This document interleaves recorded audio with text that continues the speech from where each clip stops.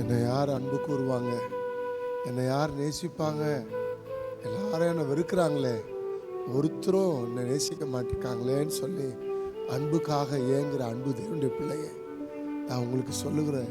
ஆண்டுடைய வசனம் சொல்லுகிறது, உலகத்தில் உள்ளவைகளும் அன்பு கூறாதிருங்கள். உலகத்தில் அன்பு கூர்ந்தால் பிதாவின் அன்பு இல்லை என்று வேதம் சொல்லுது. இந்த உலக அன்பு உங்களை திருப்திப்படுத்தாது. அப்போஸ்தலனாகிய பவுல் 2 கொரிந்தியர்ல 15வது வசனத்தை சொல்றார், ஆதலால் நான் உங்களில் எவ்வளவாய் அதிகமாய் அன்பு கூறுகிறேனோ அவ்வளவு குறைவாய் உங்களால் அன்பு கூறப்பட்டேன். உங்களுக்காக நான் அன்பை செலவு பண்ண விரும்புகிறேன் அப்படின்னு பவுல் எழுதுறாரு. அப்படின்னா என்ன,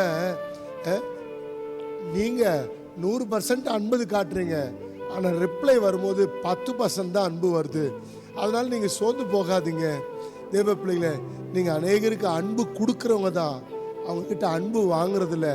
உங்களுக்கு அன்பு வேணும்னா ஒருத்தர் உங்களுக்கு அந்த அன்பை கொடுப்பாரு.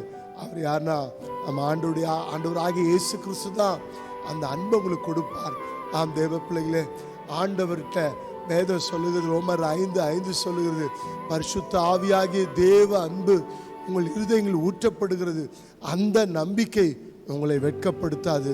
மனிதர்களுடைய அன்புக்காக ஏங்காதீங்க, ஆண்டவருடைய அன்பே போதும் நினைங்க. அந்த அன்பு உங்களை வெட்கப்படுத்தாது, அந்த அன்பு உங்களை தலைகுனிய வைக்காது, அந்த அன்பு மாறாது, அந்த அன்பு கடைசி வரையில் உங்களை நடத்தும். அந்த அன்பை உறுதியாக பிடிச்சிக்கிங்க. கர்த்தர் உங்களை ஆசீர்வதிப்பார்.